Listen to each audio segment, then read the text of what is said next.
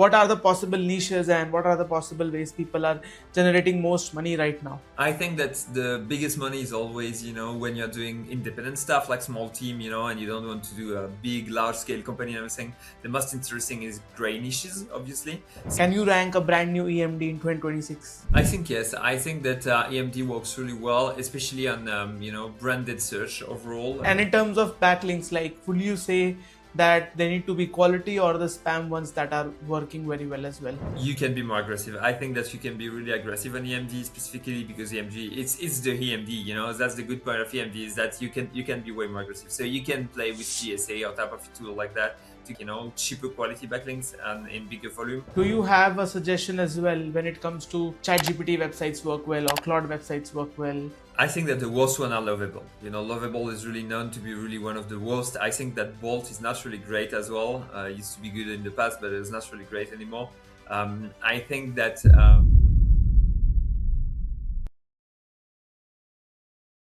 So hello guys, welcome to my podcast. And guys, again in today's podcast, we have Leo again with us.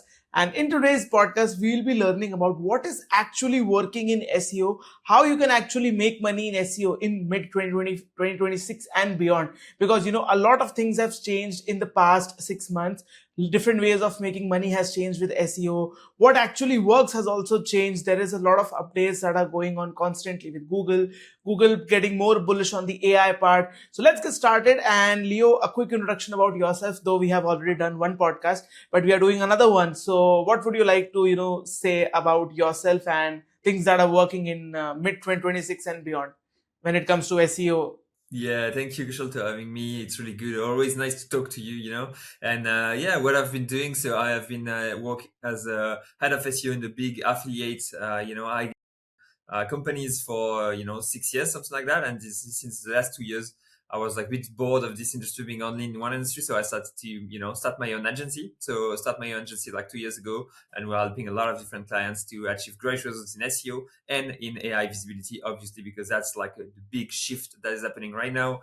And whereas a lot of stuff is shifting to AI, being definitely on Google with like all the new features coming and all the new stuff arriving, but as well on ChatGPT, on Claude, on Perplexity, etc., etc. So a lot of interesting stuff to come, and yeah, helping a lot of clients with all the shift happening right now in SEO and GEO. Okay, got it. So when it comes to what is working in 2026 with SEO and how people are making the most amount of money right now. So what are the possible niches and what are the possible ways people are generating most money right now? I think that the biggest money is always, when you're doing independent stuff like small team, and you don't want to do a big, large scale company and everything. The most interesting is gray niches, obviously. So there is always like all the related stuff, which is really banking and being, I think, one of the biggest money making machine right now that we have. I think also that the CBD industry is really important. I work a lot with a lot of CBD shop, and they tend to have like quite a good way of doing SEO and putting great numbers. So that's definitely an interesting gray niche. One niche is that I started to work, I don't know, 1.5 years ago that is really taking off as well is all the niche of AI girlfriend, which is like a new type of product that come kind of gray as well, a bit like, close to the adult type of niches and everything, and quite interesting and for operators and for affiliates. So that's definitely, I will say that right now, the three niches that are, gray niches, the most interesting ones to make money in SEO, definitely. And that are, really the one that if I was new and trying to do some affiliate stuff, working on, definitely. And yeah, I mean, that's the best one for me right now. Okay, but do you think like people are still clicking on Google search results for all these affiliates, or like AI overview and AI mode has taken over all these traffic with zero CTR SERPs? Yeah, so I think that there is, let's say, two different way of doing affiliate. First thing is that the classic affiliate way, of doing like a top 10 or whatever, is start to, get lower CTR definitely, especially on like common niches. The good point, I mean, with AI overview is that AI overview doesn't go on gray niches. So typically on CBD, on AI girlfriend, you will never see, almost never see AI overview because Google doesn't want to get involved with this type of niches. So generally on this type of niches, you still are in a bit like preserved way of doing SEO. The last point I will say is that there is some ways of doing affiliate that will not really that are different. So typically on AI girlfriend, a lot of people are doing a lot of spam, a lot of parasite type of stuff like that. That will generally will bring them still a high number of clicks and will still be interesting. I think that there is some niches that will go down. So typically, all the Amazon affiliate is definitely dead and not Yeah, really Amazon is dead. doable. So I think there is still some place where you can pull out some interesting, money and everything. Supplements is really interesting as well because supplements is a niche that tend to grow bigger and bigger. But because it's still, between white and gray hat, sometime AI overview will steal your clicks. So I think that there is a lot of interesting, niches that can be worked on. The gray one will be the best for pure SEO guys that want to go like for short term money. If you want to go for long term money, I think the best is to have like more a global mixed marketing type of stuff and being more like less into SEO spam that we are. Okay, and like what about the gray hat SEO techniques? Like, are they still relevant? Age domain, CTR manipulation.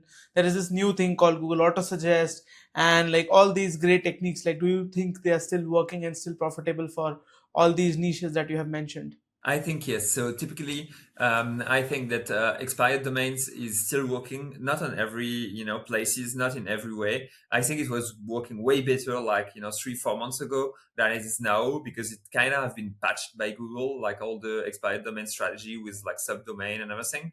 I think that the thing that is working really well right now is Parasite.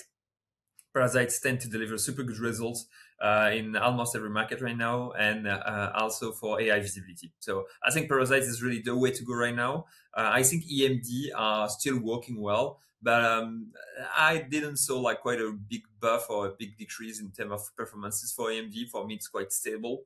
And then yeah, according to that, that's the three techniques that I think are the most interesting, which I think before, but also suggest. I think that also suggests for me have been an interesting, like, small tactic to use. Apparently, there is more value in it than I saw before, So I think that there is stuff to do with auto suggest as well. But overall, I think that right now, what is working the best is definitely, I would say, Parasite. Okay, and when you say parasite, like, is it still the same way that getting onto big websites with your listicles and like keeping yourself on top with affiliate links? Yeah, me, what I do generally is that I will use these techniques definitely, or I would work directly for one operator, and I will try to push his brand as much as possible to get the best AI visibility possible. But overall, I will say that, yeah, that's still the classic techniques. Few things that we saw before, we saw now that we didn't saw before is that you have to dig a bit deeper in terms of parasite because as soon a website starts to do too much parasite, they tend to get penalized, and tend to get the index and to have like super low performances. So you need to dig a bit deeper and to have to build better relationship with the parasite that you will build to be sure that you will have, all your affiliate link and that you will be like kind of the only one on the parasite and not like everybody will try to spam it to get the best out of it. So yeah, still the same technique. I think we need to, build better relationship and to invest more time and more energy into that more than before. But yeah, still the classic way of doing that. I think one difference as well that is a bit interesting is that a lot of the big actors, the big players of the industry, when they see that the parasite tend to work well, what they did is that they bought the whole website. So a lot of people that we know they bought big websites. So like that We they get know like we know crazy who we results. are referring to over We here. know, we know, the one with the big money that is The buying the big big money, websites. yes. Yeah. So yeah, they are buying directly the website. Dash media. Exactly. So they have like everything, at the end. Yeah, again, yeah, so getting exclusive is definitely one of the best ways to dominate the parasite market. But again, it comes with a lot of caveats, a lot of big investments, and not everybody can still do it. But again, as a company, we also do a lot of parasite SEO for different of our clients and for ourselves. I'm still a believer of there are a ton number of websites that you can still buy, test out, get smaller deals in terms of not buying the whole website, but still you can negotiate to have like 20 articles, 15 articles, like test. And if it works out, then of course you can get better deals and still keep working on the websites. Because Not every player can buy all the websites. Yeah, or just renting a subfolder, that's some Exactly. that is Renting a really subfolder interesting. is even better. Yeah, yeah, I met couple of people who are, now have made agencies just for this. Like, they're helping individual publishers, companies to rent specific folders on different websites for short term to mid term contracts, like 6 months, 1 year, 2 year. So yeah, like this can be an also interesting way, and I'm pretty sure like it's still working great. And with the types of sites that are remaining in the subs, I still believe that, Parasite will get more and more prominent and relevant in coming years, because what I have seen, independent publishers are just dying. Most have already died, and the ones which are remaining, if they don't hop onto these techniques, they won't be able to make big money in the coming years. Like not even years, I would say months, because Google is bringing so many frequent updates. It's almost impossible to survive every possible update. Like you would have to be get hit to start something new, I believe. So yeah, like moving on, we on to the next things that I have written up. They are like, what is up with this AI manipulation thing? Like all these AI mode getting into ChatGPT, Claude. Like, do you think it's all manipulation, or there are some legit things as well in these suggestions? So I think that there is still legit stuff in the suggestion, that there is an AI. I think most of the stuff even is still legit, but there is still a bunch of SEO doing a crazy stuff, to manipulate AI and to be sure that all clients will be promoted. So what I do generally is that, such as, all the gray hat, we do. So what happened in AI is that when you search, for example, on AI, what is the best podcast for SEO, AI, what will do AI is that AI will search directly, what is the best podcast SEO, best podcast gray hat SEO, best podcast, etc. So we'll search different terms, and we'll mix match everything that is so, synthesize everything. And at the end, it will tell you how the best podcast. I think one, two, three is what it is. And so what happens is that what we do is that we use all the parasite that we know to build some stuff where we will put listicle and where we put generally the brand that we want to be promoted.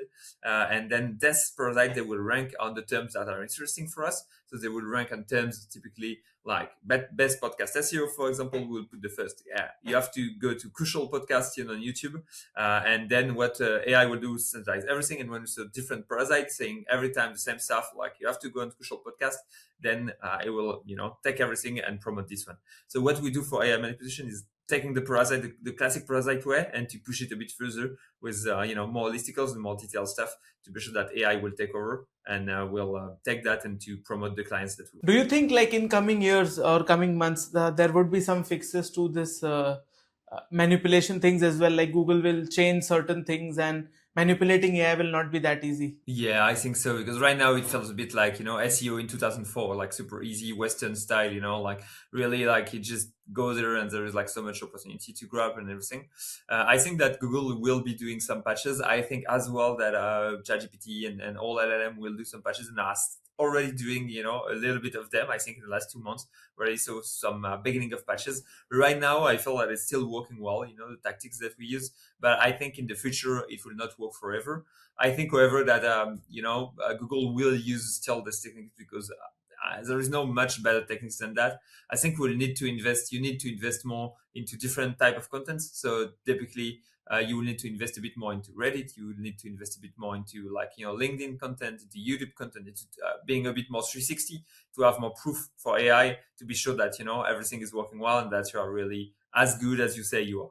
So I think you will need to be promoted more into the ecosystem and to have more people speaking about you overall. If I say, like in short, you would need to have a 360-degree presence, and not just manipulating with listicles or just Reddit will work you. Like you would have to have a 360 approach wherein you are present on the web, on videos, on Reddit, on Trustpilot, like, or any other things that Google cite for getting into AI citation. Exactly, exactly. That's exactly that. And if you just do one listicle one time, for example, on your own website, it's really like you can really see that this is manipulation. If you are like in a lot of different listicles, at some point it's hard to see that's manipulation. So I think there is also as well a matter of quantity, overall and consensus. And more if there is listicles and more there is consensus, better the results tend to be on the long run. So overall, I think that if you invest super heavily right now into AI manipulation, you will still have good results for a while, but I think as well that Google is need to take some, situation to be sure that it will not be manipulated so easily. And even because, all the SEO say that, so it's easy to know, to understand, and to filter that out. So right now it's a bit like chasing, playing cat and mouse with Google. Okay, and like, what about all these EMDs that are popping up? Like, do you think that like starting up fresh with EMDs in certain niches is still profitable? Like, can you rank a brand new EMD in 2026? I think yes. I think that EMD works really well, especially on branded search overall, and that style of stuff that is interesting. I think that EMD and branded search is always like a bit tricky because of the legal problem that you can get, because generally you will be impersonating a brand or something like that. But it's still something that we see a lot, and that tends to work well for some affiliate that are a bit shady. On the other side, I think that EMD on normal terms, they are still really interesting, but you cannot play EMD like we used to play, like just pushing a lot of EMDs without thinking too much about, like, does this EMD, do I need to push this EMD? Do I need to promote this EMD and everything? We need to promote a bit more the EMD than we used to do. And that EMD have to be, seen as a proper website with a really big boost, definitely, but you have to promote it a bit more than we used to do, because before just having an EMD was enough, to rank. Now EMD is definitely a big boost, but it's not enough. And when we say that, we have to boost EMDs, like, how do you define boosting? Like, what could be the correct ways of boosting EMDs? Yeah, generally it will be about backlinks mostly, just to be sure that the EMD, have the initial push and everything. If you're able to get some traffic from like social media, stuff like that, it will be super interesting. I feel that viral boost that used to be like super trendy 1 year ago is not really that efficient anymore as well. So I think that viral boost used to be some strategy that was working really well on EMD, and that people use EMD plus viral boost to get crazy results. I think that you cannot really do that anymore. That's other than before.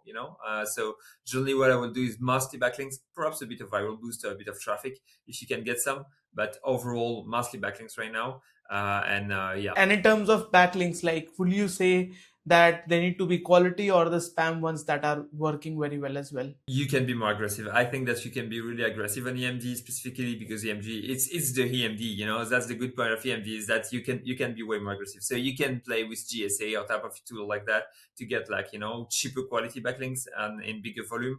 I think that if you play this game, be careful with your EMD. But if you're here for the short term, I think that's a good way of doing, and a good strategy, definitely. Still believe that viral boost still can help you, not fully, but yes, it can help you, like viral traffic, or we say chrome signals. Yeah, so I think that what I saw specifically is that I think in September of last year or November of last year, around this time, viral boost start to be patched, and that the results are not as good as we used to see, and they are not even like not really good anymore. We cannot see such big differences and everything.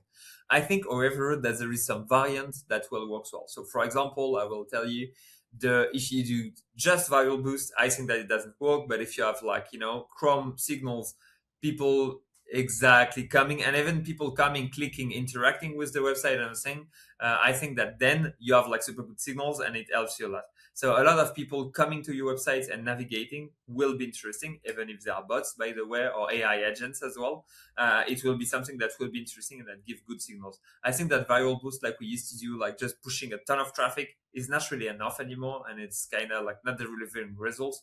But I think if you do like a lot of traffic coming and navigating the website, or having like signals like that, it will help really much. When it comes to CTR manipulation, like, is it still relevant? Like, is it worth doing CTR manipulation? I think it is, specifically if you can have the people navigating on the website afterwards. So if you just do CTR manipulation the old way, like for example, like, yeah, you Clicks, search, clicks, move off, exit, then yeah. it's not really interesting. I think it is still, a good signals, and it's nice and everything, but if you really want to have the full power of these techniques, you just have to add like people navigating on the website.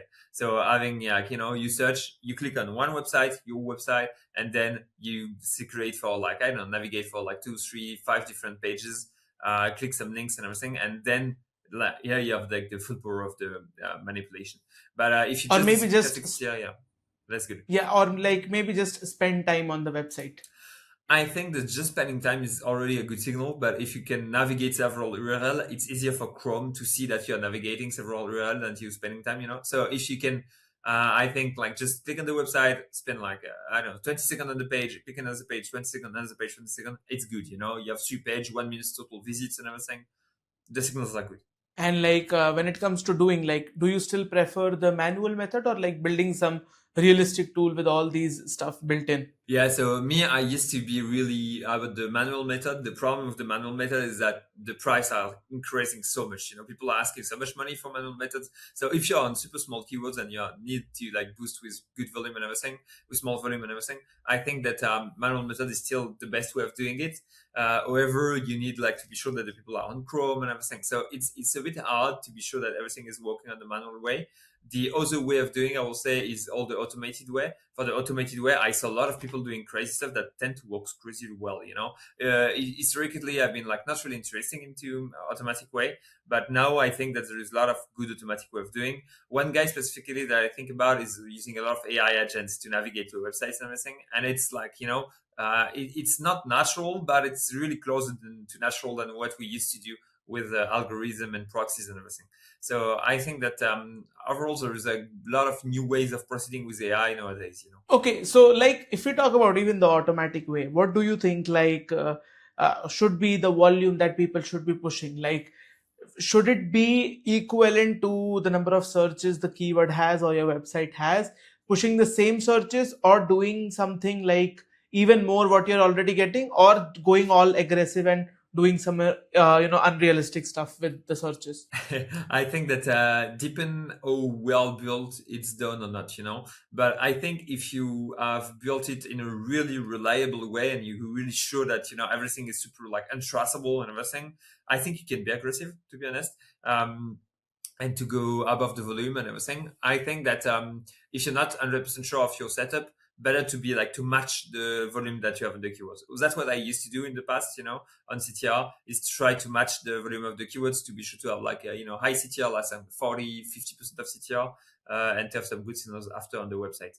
So generally when you go like that, it's quite good because you have like one of the highest CTR on the SERP, and you tend to have good results overall. So typically, I tend to do that in the past, and that was working well. So personally, I will continue to try to match the volume because I think it's not a waste of money. You can be more aggressive, but try to not be like 10 to 1, type of ratio. I think 10 to 1 ratio will be like too much. Yeah.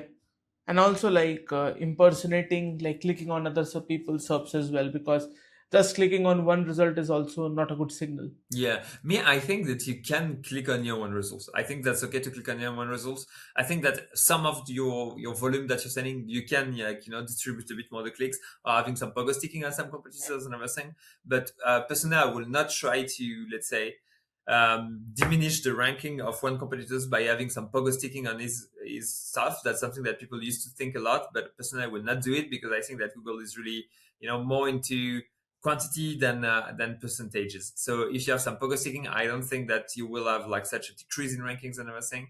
I think it's more like you when you're giving clicks to your competitors, you're more helping them than decreasing them in terms of performances. Okay, and to sum it up, what's going on with this AI vibe coding things, and like, is it like really helpful? Can people build some good amount of tools, website? I have seen a lot of AI websites like directly rank up in Google, or is it just another bubble that will burst short sooner or later because it's not that great? Yeah, so I think that right now I have a lot of clients coming to see me with vibe coded websites. The biggest problem that they have is about rendering or technical stuff. So the big problem I think on vibe coded websites is that because sometimes AI miss something, or forget something, all the classic SEO that have been built in old TMS. Sometimes it's not respected by the new vibe coded websites or cloud code websites or lovable websites or type of stuff like that. So typically, a lot of people coming to see me with like lovable websites or cloud code websites because there is like few issue in terms of technical SEO, and that leads to like really poor performances. So generally, it's like JavaScript rendering problem. A lot of the time, it comes to that. Some canonical issue as well. A lot of canonical issue on the pages that have been defined. So that's like the two biggest stuff that I tend to see in terms of high coded websites. I think that the bubble will not burst, because AI is really great tool and everything. But I think that right now it's a bit more safer to build something, using AI on a WordPress, for example, than directly trying to create a whole new website and everything. I think as well that another criteria that tend to create big problem is that people trying to do programmatic SEO with vibe coding. So they tend to generate a lot of pages, and generally they don't go slow. They push, like, for example, 10,000 pages first day. And Google doesn't like to see somebody trying to spam so obviously. So what happens is that when you're doing programmatic SEO or trying to push a lot of pages on a new domain or something that you're vibe coding, go slow, go one by one, go one page a day or something like that. Because if you push on a new website that can handle that, 10,000 pages, it will not work. Okay, so you're saying that these websites still can work, but should be done in a more natural way and with no technical issues. Yeah, exactly. And I think that right now, because if you're not an SEO expert, it's really hard to see exactly like the problem that you're creating on your website and everything. So I think that it's easier to just, stick to a classic SEO, CMS that works well in SEO, can be WordPress, can be Webflow, can be whatever, than to try to rebuild a whole website, a whole design, a whole architecture, a whole, back office and everything.